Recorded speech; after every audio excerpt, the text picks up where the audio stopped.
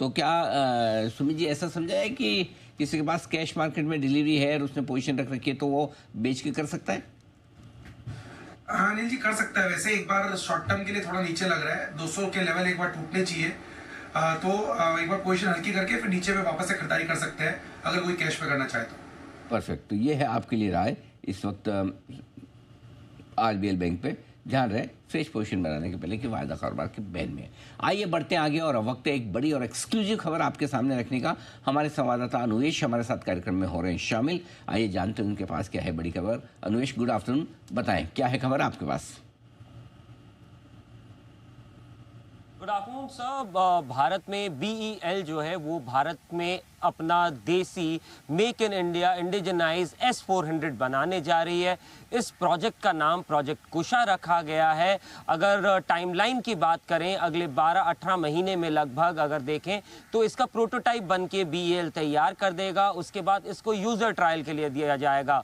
User trial के लिए लगभग 1.5 से 2 साल का समय लगेगा और टोटल अगर बात करें 4.5 से 5 साल के बीच में यूज़र ट्रायल के बाद इसका प्रोडक्शन भी शुरू हो जाएगा। अगर टोटल कॉस्ट की बात करें S-400 जो कुशा जिसका नाम रखा गया प्रोजेक्ट, उसका लगभग 40,000 करोड़ का इसका कॉस्ट हो सकता है। 40,000 करोड़ का इसका पूरा कॉस्ट पूरी डील हो सकती है।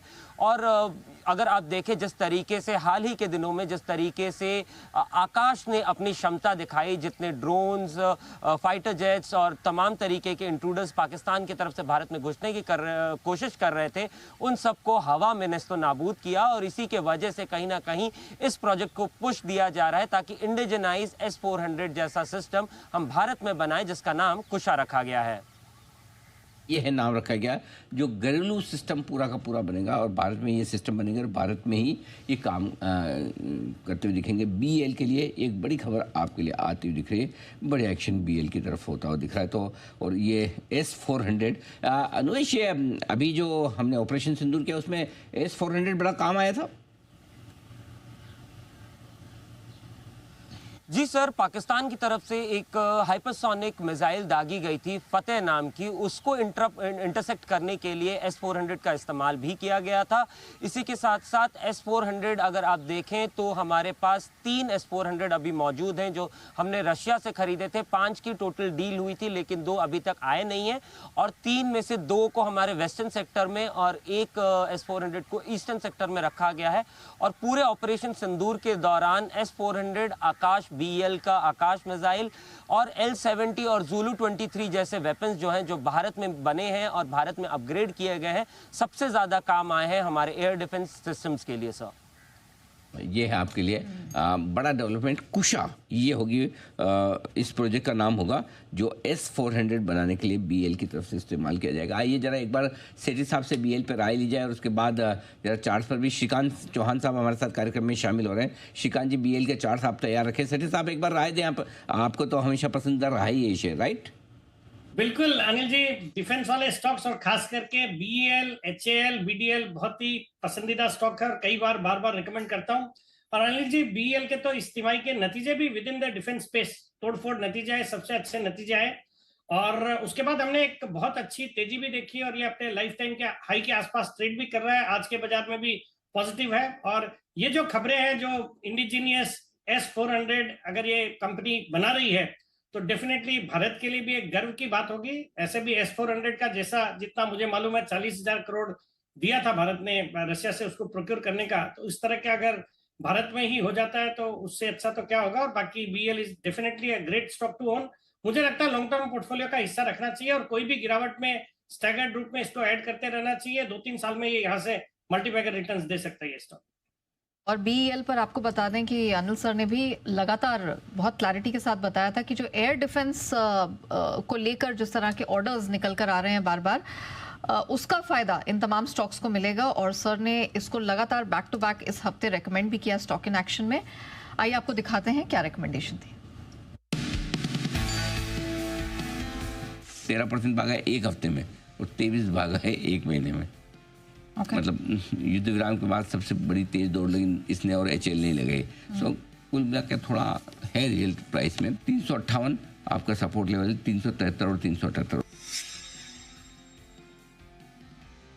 BEL Bharat electronics limited. Number 6 है BEL की जो कॉनकॉल हुई आज, कॉनकॉल में बहुत मजबूत गाइडेंस दिया, ऑर्डर बुक बहुत तगड़ी है उनकी।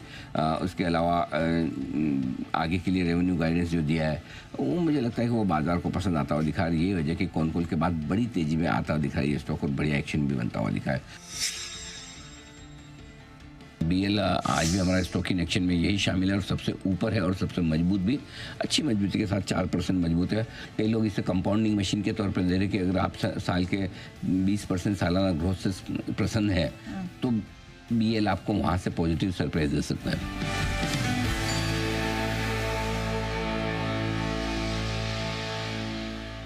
इस हफ्ते की शुरुआत में जब आपने 368 पे रेकमेंड किया था, 384 के पास आ गया। कहा ना कंपाउंडिंग मशीन है ये। नहीं, ये चलेगा। ये स्टॉक तो अब अलग लीग में है और इतनी हाई ग्रोथ वाली और अगले 5-7 साल की विजिबिलिटी वाली कंपनियां कम है, तो ये आराम से इसका सिंपल तरीका ये नेहा जी की खराब दिन का इंतज़ार करें। जब बाजार का मूड ढीला डाला हो, खराब हो, करेक्शन हो, तब आपको आराम से इन्वेस्टमेंट के हिसाब से लेना है। इसमें ट्रेडिंग करना चाहें करें, अपनी मर्जी है, बट इन्वेस्टमेंट के हिसाब से लेना ज़्यादा बेहतर है। चार्ट तैयार है श्रीकांत जी के। श्रीकांत जी स्वागत है आपका। Good afternoon sir. बताएं BEL इन लेवल्स पे मजबूत लगता है आपको? बिल्कुल। Good afternoon Anil ji, good afternoon Neha and everyone. तो देखिए, मुझे लगता है यस, BEL में भी यहाँ से और अच्छी तेजी हो सकती है। पोजिशनली हमें लगता है कि ये स्टॉक कम से कम 410 और बेस्ट केस में 450 के लेवल्स दिखा सकता है।